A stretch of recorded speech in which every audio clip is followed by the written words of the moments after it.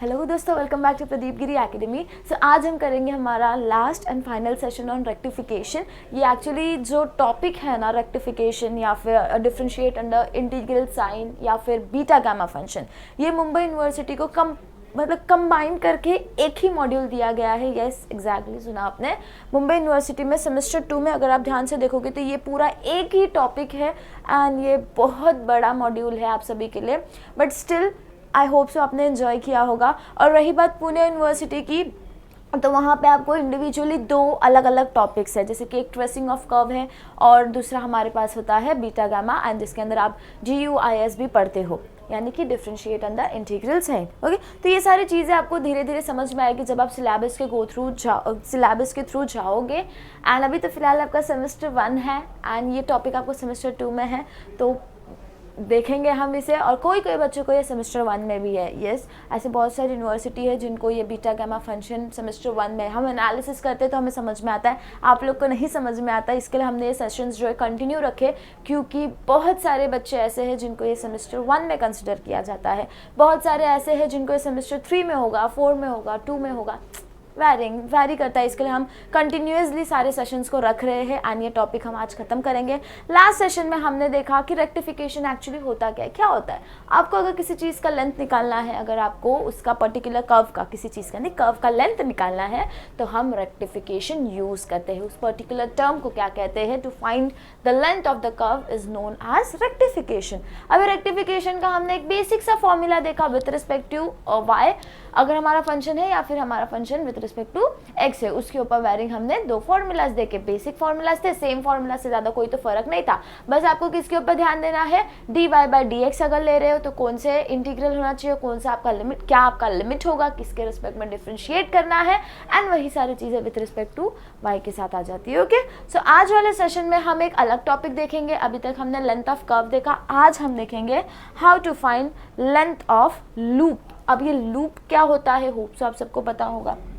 Loop अगर देखोगे तो इस प्रकार का कोई अगर डायग्राम है तो इसे हम कैसे डिफाइन करते हैं, लूप कहते हैं।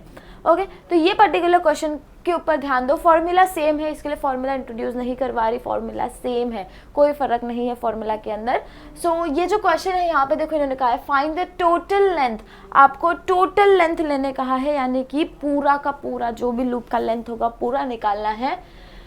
लूप ऑफ द कर्व आपको क्या दिया है, ये पर्टिकुलर इक्वेशन दी है, that is 9y² is equals to, first bracket second bracket का हमारे पास स्क्वायर है। फर्स्ट ब्रैकेट में क्या है, x+7 है और दूसरे ब्रैकेट में क्या है, x+4 द होल स्क्वायर है।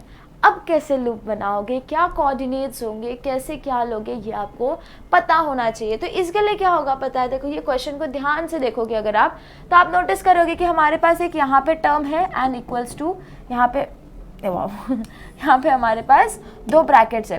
तो इनडायरेक्टली जब आप क्वाड्रेटिक इक्वेशन, ये क्वाड्रेटिक इक्वेशन नहीं है बट मैं आपको बता रही हूँ कि क्वाड्रेटिक इक्वेशन जब हम सॉल्व करते हैं तो हमें 2 ब्रैकेट्स मिलते हैं और फिर हम उसे 0 के साथ इक्वेट कर देते हैं। ये ब्रैकेट इक्वल्स टू 0 एंड ये ब्रैकेट इक्वल्स टू 0, राइट।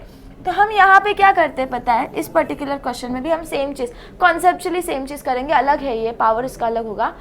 तो यहाँ पे जब आप नोटिस करोगे तो इफ़ मैंने लिखा if y is equals to 0, मैंने अज्यूम किया कि मेरा y क्या है, 0 है।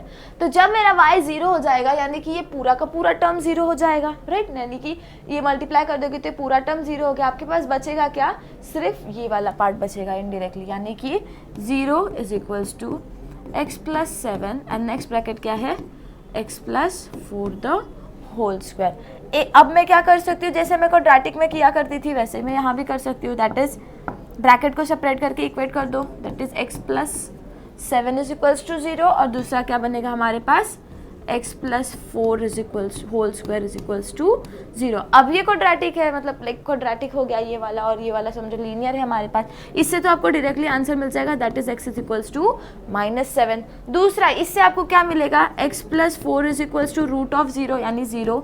इनडायरेक्टली अगेन आपको क्या मिल गया, x की वैल्यू -4 मिली, यानी कि आपकी वैल्यू जब y की 0 है तब तक आपको क्या मिल रहा है, x is equals to -7 and x is equals to -4।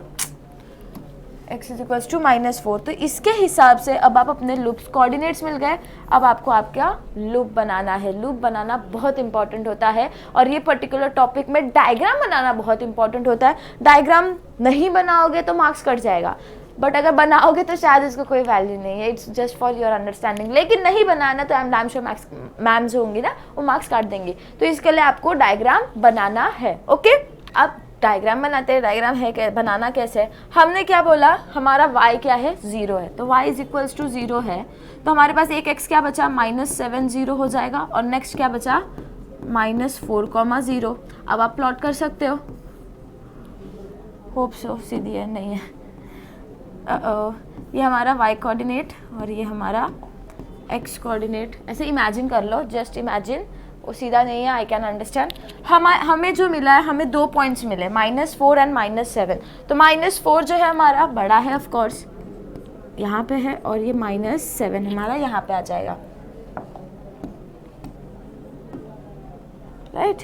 अब आपको लूप बनाना है, तो आपका लूप इनडायरेक्टली आपको समझ में आ रहा है कि हमारा जो लूप है वो 2 जगह पे इंटरसेक्ट हो रहा है। कहाँ पे, एक बार -7 पे इंटरसेक्ट हो रहा है और दूसरी बार -4 पे इंटरसेक्ट हो रहा है। यानी कि लूप कैसे दिखता है, ऐसा दिखता है, यहाँ पे एक बार -4 पे इंटरसेक्ट हुआ और यहाँ पे एक बार -7 पे इंटरसेक्ट हो गया। So let us draw. तो उसे आप जब ड्रॉ करोगे तो वो आपको इस प्रकार से दिखाई देगा। हमें हमारा जो कोऑर्डिनेट है या फिर हमें कोऑर्डिनेट के साथ हमारा डायग्राम हमें मिल गया। अब हमारा नेक्स्ट टास्क क्या है, सबसे पहले फॉर्मूला देख लेते हैं। फॉर्मूला क्या होता है, s is equals to, right. अब यहाँ पे आपको बोला है टोटल लेंथ निकालना है, लूप है, और ऊपर जितना पार्ट है उतना ही नीचे भी पार्ट है। अगर आप ध्यान से देखोगे, जितना एरिया उसने ऊपर कवर किया, लेंथ कवर किया, उतना ही नीचे, एरिया नहीं यार, लेंथ का जितना ऊपर है ये वाला उतना ही नीचे भी है। तो आपको क्या करना पड़ेगा, ट्वाइस करना पड़ेगा, जो भी आपको मिलेगा उसका ट्वाइस। तो हम क्या करेंगे, यहीं पे फर्स्ट स्टेप में मैं ट्वाइस ले रही हूँ। नेक्स्ट हमारे पास हमारा इंटीग्रेशन होता है higher limit to lower limit. हमारे पास हायर लिमिट क्या है, -4 है, लोअर लिमिट क्या है, -7 है, बिकॉज हमारा जो 7 है वो छोटा है, -7 जो है छोटा है। नेक्स्ट हमारे पास आता है √1 + dy/dx द होल स्क्वायर। किसके लिमिट्स लिए, x के लिमिट्स लिए हो, तो हमें x के साथ इंटीग्रेट करना है और डिफरेंशिएट भी x के साथ करना है। ओके, समझ में आया, ये फॉर्मूला है। अब हमें बेसिक नेसेसिटीज क्या है, इंटीग्रेशन लिमिट्स है, हमें चाहिए ये टर्म, और जैसे ये टर्म मिल जाएगा सब्स्टिट्यूट कर दो और आंसर निकाल दो, एज सिंपल एज दैट। तो हमारा जो क्वेश्चन है वो लिखते हैं हम सबसे पहले, that is 9y² is equals to x + 7 x + 4 the whole square. Hope so मैंने क्वेश्चन सही लिखा है, यस, थैंकफुली। तो अब हमें क्या करना है, डिफरेंशिएट करना है with respect to x, because we need dy/dx। तो dy/dx निकालने के लिए हमें क्या करना है, इसे डिफरेंशिएट कर दो विद रिस्पेक्ट टू x, तो आपको क्या मिलेगा, 18y dy/dx, okay, is equals to. अब यहाँ पे देखोगे तो दोनों जो हमारे टर्म्स है दोनों के पास x है, तो हमें क्या करना पड़ेगा, uv रूल लगाना पड़ेगा। uv रूल लगाओगे तो आपको क्या मिलेगा, एक बार इसे मैंने ऐसे ही रखा और उसके रिस्पेक्ट में डिफरेंशिएट कर दिया, तो ये क्या हो जाएगा, 2x + 4, राइट, पावर x से डिक्रीज हो जाएगी। और नेक्स्ट आप क्या कर सकते हो, इसको we don't need that thing ना, तो फिर हमें क्या करना पड़ेगा, इसको डिफरेंशिएट भी करोगे वापस तो फिर वो 1 ही आना है, तो कोई फर्क नहीं पड़ता। नेक्स्ट टर्म के पास जाओ तो हमें बीच में क्या मिलेगा, प्लस की साइन मिलेगी। और अब हमें क्या करना है, नेक्स्ट टर्म को रखना है और इसको डिफरेंशिएट करना है। जब इसको आप डिफरेंशिएट करोगे तो आपको क्या मिलेगा, ऑफ कोर्स x का है तो 1 हो जाएगा, 7 है कांस्टेंट है तो 0 हो जाएगा। हमारे पास उतनी ही चीज़ बच गई, उसके साथ हमें छेड़छाड़ी नहीं करनी। नेक्स्ट हम यहाँ पे क्या कर सकते हैं, ये 18y को वहाँ पे लेके जाओ पहले, dy/dx, ये क्या है, x + 7 2x + 4, मैंने यहाँ पे गलती की है,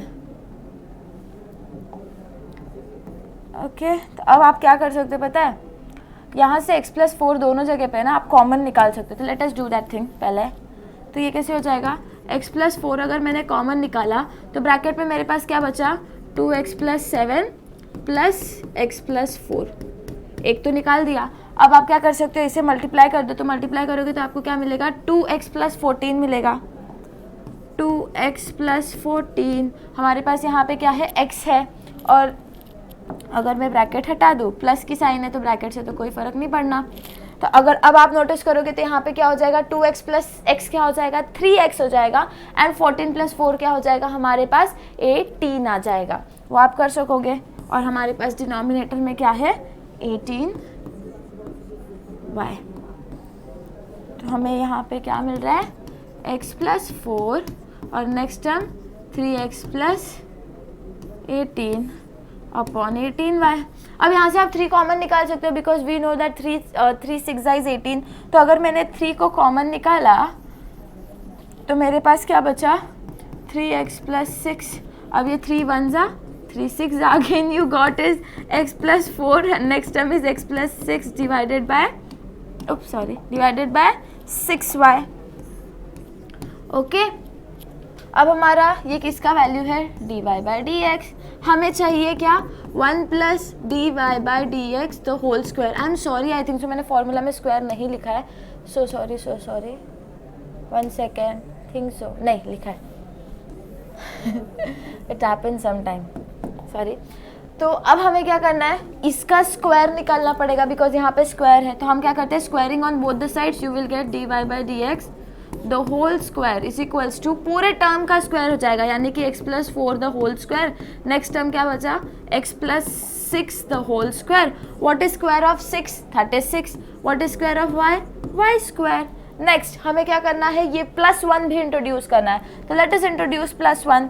अब इधर +1 इंट्रोड्यूस कर रहे हो, वहाँ पे भी इंट्रोड्यूस करना पड़ेगा, तो ही तो वो 0 होगा ना, नहीं तो फिर is equals to 1 + x + 4 the whole square, x + 6 the whole square upon 3 36y square. Okay, इतनी चीज़ें हो गई। अब आप यहाँ पे इसे ध्यान से देखोगे तो आपको क्या दिखाई दे रहा है, 36y स्क्वायर। हमारा क्वेश्चन क्या है, 9y square is equals to x + 4 x + 6 नहीं सॉरी द होल स्क्वायर, क्या लिखा, ओके हमारा क्वेश्चन एक्चुअली ये है। तो अगर आप ध्यान से देखोगे तो 36 हमारे 9 के टेबल में आता है। कैसे आता है, अगर हमें सब्स्टिट्यूशन के थ्रू जाना है तो वो कैसे हो जाएगा, 4 × 9y स्क्वायर।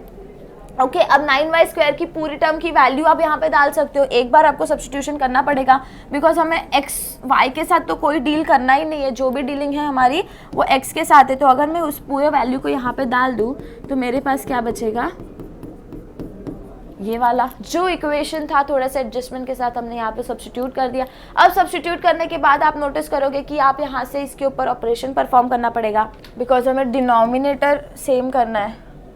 तो ये क्या हो जाएगा, उप्स, आप ये पूरे टर्म को यहाँ पे लेकर आओगे तो ये क्या हो जाएगा, x + 7 x + 4 the whole square plus x + 4 the whole square into x + 6 the whole square divided by, हमारे पास नीचे क्या बचा, 4 × x + 7 x + 4 the whole square.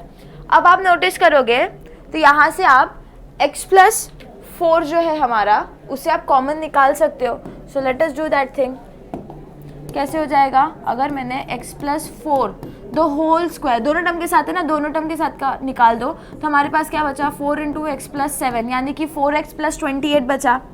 मैं उसे वैसे लिख देती हूँ, दैट इज 4x + 28। नेक्स्ट हमारे पास इधर क्या बचा, plus x + 6 the whole square यानी a + b the whole square is equals to a² + ab + 2ab। तो यहाँ पे क्या हो जाएगा, + 2ab तो 12x। नेक्स्ट प्लस b² यानी 36 divided by 4x + 7 x + 4 the whole square. अब ये मल्टीप्लिकेशन में है दोनों टर्म्स इधर भी, और ये बीच में डिवीजन है, तो आप डायरेक्टली कैंसिल कर सकते हो। बचा के आपके पास ऊपर 4x बचा और 12x है, तो 4 + 12 कितना हो जाएगा, हमारे पास 16 हो जाएगा। तो वो हम लिख देते हैं x² + 16x + 28 + 36 is 64 divided by 2 x plus 7। अभी आप ध्यान से इसे देखोगे तो एक्सपांशन हम जैसे किया करते थे तो वो कैसा है, a plus B the whole square is equals to A square plus 2ab plus B square. तो नोटिस करोगे तो हमारा ये a स्क्वायर है, b स्क्वायर यानी कि 64 किसका परफेक्ट स्क्वायर है, 8 का, और 2ab, 2 a क्या है 1, b क्या है 8, तो फिर हो गया ना 2 8 जाए 16, तो आपको 16 मिल गया। तो आप यहाँ पे डायरेक्टली क्या लिख सकते हो, यहाँ पे a प्लस बी लिख सकते हो the whole square, that is x plus 8 the whole square divided by 4 into X plus 7। अब सब्स्टिट्यूट करते, बेसिक जितनी चीज़ें थी हमें वो मिल गई। फॉर्मूला क्या है, s is equals to 2 from -7 to -4 under root. अरे हाँ, रूट भी तो है, इसे कैसे भूल गए, तो इसके साथ भी ऑपरेशन करना पड़ेगा। अब रूट लोगे जब आप यहाँ पे 2, मेरे पास रूट है x plus 8 the whole square, square है हट जाएगा, कोई फ़र्क नहीं पड़ा, 4 है, 4 भी परफेक्ट स्क्वायर है तो 2 बाहर निकल जाएगा, बचा हमारे पास ये x प्लस 7। ये भाई साहब हमें प्रॉब्लम देगा, चलो इसे भी अच्छे से कर देते हैं। ये 4 था, रूट के बाहर निकला तो 2 हो गया, इधर भी 2 है उधर भी 2 है, डिनोमिनेटर में भी, तो वो कैंसिल हो गया, हटा दो, -7, और फिर उसके बाद ये हमारा स्क्वायर है, ये स्क्वायर रूट है, तो बचा क्या, x प्लस 8 बचा, और यहाँ पे क्या बचा, root of x plus 7 dx। अब क्या करोगे, अब आपको करना पड़ेगा सब्स्टिट्यूशन, बिकॉज हमारे पास कोई और ऑप्शन नहीं है, हम इसके साथ क्या ही ऑपरेशन करेंगे, ज़्यादा कॉम्प्लिकेटेड हो जाएगा डिनोमिनेटर में ना। तो क्या करते हैं हम, put root of x plus 7 is equals to t, क्या करेंगे, इक्वल्स टू टी पुट करेंगे, और जैसे ही करोगे तो ये स्क्वायर रूट को उधर लेके जाओगे तो स्क्वायर हो जाएगा, तो ये क्या होगा, टी स्क्वायर हो जाएगा। Now let us substitute it, मतलब sorry differentiated with respect to T, तो ये क्या कैसे हो जाएगा हमारे पास, sorry with respect to X, तो हमें ये कैसे मिलेगा, विद रिस्पेक्ट टू टी करोगे ना तो हमें ये क्या मिलेगा, dx, 7 तो 0 हो जाएगा, यहाँ पे क्या बचा 2t, देयरफॉर dx की वैल्यू क्या मिली 2t dt। अब आप जहाँ जहाँ नेसेसरी है वहाँ वहाँ पे सब्स्टिट्यूशन होप सो कर सकोगे, जैसे कि ये हम, अब इसके लिए आपको सब्स्टिट्यूशन ढूंढना है ना, तो ये कैसे है, x प्लस 8 है, हमारे पास क्या है x प्लस 7 की वैल्यू है, तो आप इसे ऐसे लिख सकते हो ना, x प्लस 7 प्लस 1। अब आप यहाँ पे x प्लस 7 की वैल्यू डाल सकते हो, क्या है वैल्यू हमारे पास, T square, that is equals to T square plus 1, as simple as that. अब सारे सब्स्टिट्यूशन मिल गए हमारे पास, तो क्या है हमारे पास, s is equals to integration from -7 to -4 T square plus 1 divided by T, sorry हमारे पास क्या है वो t, और दूसरा हमें यहाँ पे क्या मिला 2t, dx की वैल्यू क्या है, तो ये t गेट्स कैंसल्ड, 2 हमारा कांस्टेंट है, 2 आप बाहर ले सकते हो, तो ये क्या हो जाएगा 2 इंटीग्रेशन फ्रॉम -7, हाँ इंटीग्रेशन चेंज हो जाए, अरे लिमिट्स चेंज हो जाएंगे, बिकॉज हमने क्या कर दिया, सब्स्टिट्यूशन किया ना t के हिसाब से। तो हमारा जब x -7 था और जब हमारा x -4 था, तब हमारी t की वैल्यूज क्या क्या होंगी हमें निकालनी है।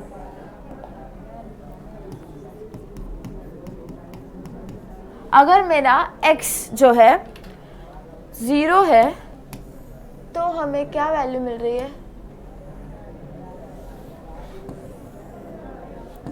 1 सेकेंड, अगर मेरा x 0 है, अगर मेरा x की वैल्यू क्या है, 0 कहाँ से आ रही है, x की वैल्यू अगर -7 है तो -7 plus 7 is equals to T square, that is T square is equals to 0, यानी t की वैल्यू इस इंस्टेंस में क्या हो जाएगी, 0 हो जाएगी। यही चीज़ अगर मैं x की वैल्यू -4 डाल रही हूँ, that is -4 plus 3 is equals to T square, यानी कि हमारे पास क्या बच रहा है, +7, तो हमारे पास क्या बचा 3 is equals to T square, यानी कि t की वैल्यू क्या हो जाएगी, √3 हो जाएगी। तो वही चीज़ हमें यहाँ पे भी लिखनी है, लोअर लिमिट क्या है हमारे पास 0, अपर लिमिट क्या है √3, यहाँ पे क्या है टी स्क्वायर प्लस 1 dt। अब आप इजीली से इंटीग्रेट कर सकते हो, बिकॉज बीच में एडिशन की साइन है, तो फिर ये कैसे हो जाएगा 2t³/3 प्लस t 0 to, अब लिमिट्स डाल दो, दिस इज इक्वल 2 हमें सबसे पहले क्या करना है, अपर लिमिट पुट करनी है, क्यूब प्लस माइनस 0 0 0, तो उसका कोई फर्क नहीं पड़ेगा हमारे ऊपर, वो डायरेक्टली 0 ही हो रहा है, तो चलो डायरेक्टली करते हैं। अब इसका मतलब क्या है, root of 3 the whole cube, यानी कि रूट 3 अब 3 को आप कैसे लिखते हो, जब आपको 3 लिखना होता है तो वो कैसे होता है, √3 अपॉन √3 इंटू √3, यानी कि हमारे 2 √3 डिनोमिनेटर और न्यूमरेटर से कैंसिल हो जाएंगे, बचेगा क्या हमारे पास एक ही √3, और यहाँ पे भी हमारे पास क्या है, √3 है। √3 क्या होता है, 2 √3, तो इसे आप क्या लिखोगे, 2 √3। इनडायरेक्टली आप इनडायरेक्टली बोलो, इसको आप मल्टीप्लाई भी कर सकते हो, तो ये क्या हो जाएगा, 4 √3। ये हो गई आपकी s की value, that is equals to 4 √3।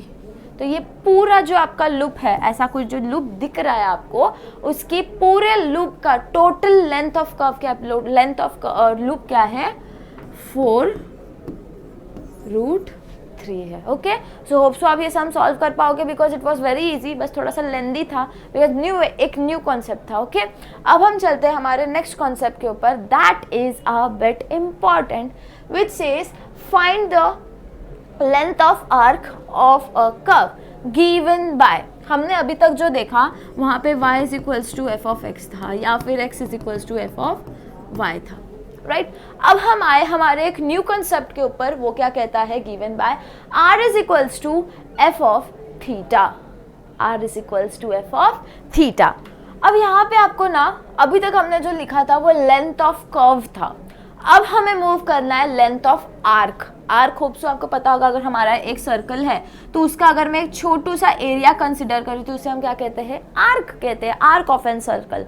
तो उसी प्रकार हम यहाँ पे भी जो देखेंगे, that is length of arc of a curve. Arc एक पर्टिकुलर छोटू से पार्ट का आपको निकालना, अगर ये आप डायग्राम देखोगे तो ये छोटा सा मैंने एक आर्क कंसिडर किया है। अब वो जो आर्क है ना, उसका हमें एंगल्स मिलेंगे, एंगल्स किससे हम रिप्रेजेंट करेंगे, थीटास के थ्रू। तो ये सारी चीजें हम यहाँ पे देखेंगे, तो उस पर्टिकुलर फॉर्म का हमारे पास आंसर क्या होगा, या फॉर्मूला क्या यूज करना है लेंथ निकालने के लिए, एस, फिर से एस से डिनोट कर रहे हैं, S is equals to integration from θ1 to θ2, कहाँ से मूव कर रहे हो, छोटे थीटा से लेके बड़े थीटा तक, लोअर लिमिट क्या है θ1, और कहाँ तक मूव कर रहे हो आप, हायर लिमिट यानी कि θ2, under root of R square, introduce हुआ एक नया term that is R square plus R क्या है हमारा, अगर ये डायग्राम में अगर आप देखोगे तो ये हमारा इनडायरेक्टली रेडियस टाइप समथिंग आ जाता है, तो R square plus D R by D theta the whole square.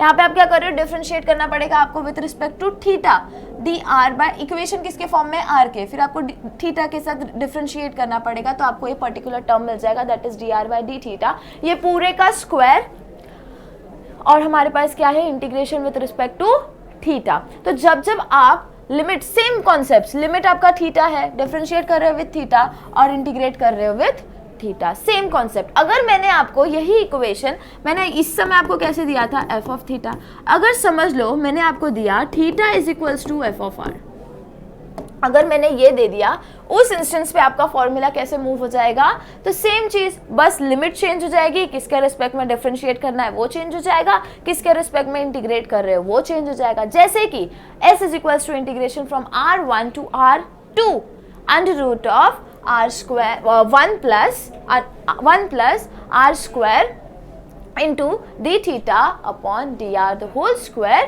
and with respect to dr हम करें। यहाँ पे हमें ध्यान देना है इस पर्टिकुलर टर्म के ऊपर, that is 1 plus R square से आपको ये वाला आर स्क्वायर से आपको ये पर्टिकुलर चीज़ को मल्टीप्लाई करना है, एंड तब जाके आपको मिलेगा। तो जब ये प्रकार का क्वेश्चन आएगा, थीटा के रिस्पेक्ट में जब क्वेश्चन आएगा, थोड़ा सा कॉम्प्लिकेटेड हो जाएगा, दैट्स ऑल, ज़्यादा कुछ नहीं। So let us move on towards the question, because question हमारी प्रायोरिटी होती है। और जो सबसे पहला क्वेश्चन है वो है find the length of arc. Question में मेंशन किया रहता है लेंथ ऑफ कर्व है, लेंथ ऑफ लूप है, लेंथ ऑफ आर्क है, क्या है वो बताया रहेगा। r is equals to a sine square theta by 2। r की वैल्यू क्या है आपके पास, r is equals to a sine square theta by 2 from theta is equals to 0 to any point P theta. Theta कहाँ से start हो रहा है हमारा, लोअर क्या आ जाएगा, 0 आ जाएगा, लेकिन अपर अभी हमें निकालना है। तो निकालना कैसे, उन्होंने डायरेक्टली कहा ना थीटा तक, 0 से लेके आप कोई भी एक पर्टिकुलर एंगल थीटा तक मूव कर रहे हो, आपको थीटा डिफाइंड नहीं है। अगर थीटा डिफाइंड होता तो आपको बस लिमिट्स पुट करने थे, दैट्स ऑल। बट हमें यहाँ पे क्या है, हायर लिमिट थीटा है और लोअर लिमिट क्या है, 0 है। As simple as that. Formula में डायरेक्टली आप डाल सकोगे। फॉर्मूला क्या है हमारे पास, s is equals to integration from 0 to theta under root of r square plus dr by d theta the whole square d theta, right. तो अब काम क्या है आपका important, dr by d theta निकालना, यानी कि आपको ये r को with respect to theta differentiate करना है। तो जब आप इसे डिफ्रेंशिएट करोगे ना तो आपको क्या वैल्यू मिलेगी, dr by d थीटा। हमारा a तो कांस्टेंट है, बचा क्या, साइन स्क्वायर थीटा बाई 2, तो यानी कि वो कैसे हो जाएगा, 2 sign theta by 2। Again sine का निकालोगे तो फिर वो क्या हो जाएगा, कॉस थीटा बाई 2। उसके बाद थीटा बाई 2 चाहिए क्या, नहीं, 1/2 नहीं चाहिए, तो फिर वो ऊपर चला जाएगा, 2 गेट्स कैंसल्ड, बचा क्या आपके पास, sine theta by 2 cos theta by 2। Okay, एक ही वैल्यू आपको मिल गई। नेक्स्ट आपको क्या करना है, अब सब्स्टिट्यूट करना है इसके अंदर। What we need is dr by d theta the whole square. तो मैं इसी स्टेप में स्क्वायरिंग कर रही हूँ। ओके, तो जब आप इसी स्टेप में स्क्वायरिंग करोगे तो वो इस प्रकार से दिखाई देगा आपको। आलस बुरी बला है, लेकिन कर दिया मैंने स्क्वायरिंग। नेक्स्ट आपके पास क्या है, आर स्क्वायर को इंट्रोड्यूस करना है। सो अब आलसीगिरी नहीं करते, अब आर स्क्वायर को इंट्रोड्यूस करते हैं, प्लस डी स्क्वायर। अब मैं यहाँ पे आर स्क्वायर इंट्रोड्यूस कर रही हूँ, तो फिर ये theta by 2 cos square theta by 2 हो जाएगा। अब आप आर स्क्वायर की वैल्यू डाल दो, आर के साथ तो हमें काम नहीं करना, तो आप क्या कर सकते हो, आर स्क्वायर की वैल्यू डाल दो। क्या है आर स्क्वायर की वैल्यू हमारे पास, A sine square theta by 2 plus A square sine square theta by 2। अब अगर ध्यान से देखोगे तो ये ए स्क्वायर वाला जो टर्म है हमारे पास वो हम कॉमन निकाल सकते हैं, राइट। यानी कि ये जो ए स्क्वायर और यहाँ पे पूरे टर्म का स्क्वायर है ना, तो ये पूरे टर्म का स्क्वायर होके क्या हो जाएगा, 4 हो जाएगा। कैसे होगा पता है, वो इस प्रकार से, आर स्क्वायर कहाँ है ना, हमारे पास जो वैल्यू है वो सिर्फ आर की है। तो अब ये स्क्वायर यहाँ पे आप अप्लाई कर दोगे तो आपको क्या मिलेगा, ये हो जाएगा ए स्क्वायर और ये 2 × 2 हो जाएगा, यानी कि 4। तो यहाँ पे कैसे हो जाएगा वो, sine raise to 4 theta by 2। अब यहाँ से आप ये A square sine square theta by 2 common निकाल सकते हो, बिकॉज हम नोटिस कर रहे हैं कि वो दोनों जगह पे कॉमन है। और यहाँ पे क्या बचेगा, सिर्फ sine square theta by 2। Next term क्या है हमारे पास, यहाँ पे A square sine square theta by 2 तो कॉमन निकाल दिया, यानी कि plus cos square theta by 2 बचा। अब हमारे पास फॉर्मूला है ना, sine theta plus sine square theta plus cos square theta क्या होता है, 1 होता है। अब वो हाफ के लिए हो या फुल के लिए हो, यानी कि अगर sign square theta by 2 plus cos square theta by 2 है तो ये पूरे टर्म की भी वैल्यू क्या हो जाती है, 1 हो जाती है। Now 1 multiplied by this is again this only, that is a square sine square theta by 2। ये पूरे टर्म की वैल्यू हो गई। अब हम चलते हैं फॉर्मूला के सब्स्टिट्यूशन में, बिकॉज वो ज़रूरी है।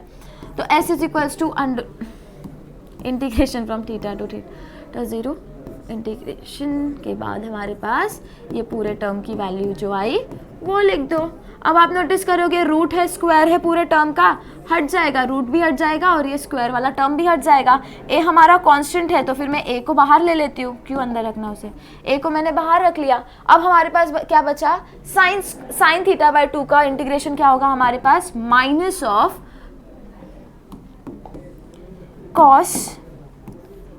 Of cos theta by 2। अब ये थीटा बाय 2 जो होता है हमारे पास, we don't need that thing, तो इंटीग्रेशन में हम क्या करते हैं, डिवाइड करते हैं। तो 1/1/2 का क्या हो जाएगा, ऊपर जाएगा तो रेसिप्रोकल हो जाएगा, बचा क्या 2, तो वो 2 को मैं बाहर निकालती हूँ। और हमारे पास यहाँ पे क्या है, लिमिट्स है from 0 to theta. Let us put the limits, तो ये क्या हो जाएगा, माइनस कॉस थीटा बाय 2। और नेक्स्ट क्या है हमारे पास, जब 0 डाल दोगे यहाँ पे, इफ यू पुट 0, माइनस है ऑलरेडी और अगेन यहाँ पे क्या आएगा, माइनस कॉस ऑफ थीटा, 0 डाल दिया तो क्या हो जाएगा, 0/2, that is equals to 0। What is cos of 0, cos 0 पे क्या होता है, 1 होता है, तो ये ऐसा हो जाएगा। तो minus minus will become plus, sorry minus minus will become plus, तो हमें यहाँ पे क्या मिलेगा प्लस 1। तो थोड़ा सा रीअरेंज कर दोगे तो आपको ये कैसे दिखाई देगा 1 माइनस कॉस थीटा बाय 2। अब मुझे बता 1 माइनस कॉस थीटा बाय 2 का फॉर्मूला क्या होता है। अब ट्रिग्नोमेट्री काम आएगा, because half angle formulas were the most important one. तो इसका हमें जब फॉर्मूला अगर आप देखोगे ना तो 1 माइनस जब माइनस होता है तो हमें क्या मिलेगा 2 sine theta by 4। 1 second, theta by 4 हम हाफ एंगल में देख रहे हैं, यही चीज़ हम फुल में देखते हैं तो फिर वो चीज़ अलग हो जाती है उस तरफ। तो हमें यहाँ पे क्या आएगा 2a into 2 sine square theta by 4। Now again 2 into 2 is 4a sine square theta by 4। Yes, we achieved it, finally answer आ गया। इसके लिए कहा था जब हम फॉर्मूलाज ट्रिग्नोमेट्री के जो फॉर्मूलाज है ना उससे हमें बहुत ज़्यादा ध्यान से अच्छे से पढ़ना हो। जैसे कि ये फॉर्मूला एक्चुअली जो आपको बुक में दिखाई देता है ना वो कैसा है, cos theta is equals to cos 2 theta is equals to minus 2 sine square theta. इस प्रकार से आपको ये इक्वेशन दिखता है। तो जब आप इसे रीअरेंज करोगे तो ये कैसे हो जाएगा cos 2 theta. But what we have is हमारे पास जो एंगल्स है वो हाफ वाले हैं, तो अगर ये थीटा बाय 2 है तो ये भी हमारे पास ट्वाइस हो जाएगा। तो फिर ये कैसा हो जाएगा थीटा बाय 4 हो जाएगा ना, थीटा बाय 2 और थीटा बाय 4 हो जाएगा। जैसे कि यहाँ पे ट्वाइस था, यहाँ पे सिंगल था, तो यहाँ पे जो होगा उसका हाफ कॉस हाफ हो जाएगा। तो वही चीज़ हमने यहाँ पे यूज़ की थी फॉर्मूला में। फॉर्मूला के ऊपर प्लीज़ ध्यान देना, हाफ एंगल में बहुत मिस्टेक्स हो जाते हैं। हमें क्या मिला 2 इंटू 2 इज़ 4, तो 4 है साइन स्क्वायर थीटा बाय 4 हमें हमारा आंसर मिल गया। सो इस प्रकार से हमने हमारा जो ये टॉपिक है इसे अच्छे से कंप्लीट कर दिया है। सम्स जो थे, जो क्वेश्चंस पूछे जाते हैं एक्चुअली वो मैंने कवर कर लिया। But still if you want कि और ज़्यादा क्वेश्चंस कवर हो तो फिर ऑफकोर्स जब इसके 1 शॉट्स आएंगे तो उसमें कवर हो जाएंगे, या फिर इंडिविजुअली कोई टॉपिक इफ़ यू वांट, जैसे कह रहे थे लोग कि ट्रेसिंग ऑफ कर्व के ऊपर, तो वो टॉपिक में अलग सा एक टॉपिक है, एरिया जिसके अंदर आता है हमारे पास डिफरेंशियल के साथ हम काम करते हैं, वो अलग एक टॉपिक है, वो हम धीरे धीरे करके सारी चीज़ें कवर करेंगे। फिलहाल मेरी प्रायोरिटी है आप सभी को प्रोवाइड करना आपके मैट्रिसेस के 1 शॉट्स, आपके hyperbolic and logarithmic complex number के 1 शॉट्स, तो वो आपको जल्दी से जल्दी मिल जाएगा। So please stay tune with Pradeep Giri Academy and take care of yourself. All the very best for your examinations and take care. Bye bye, see you soon in the next lecture.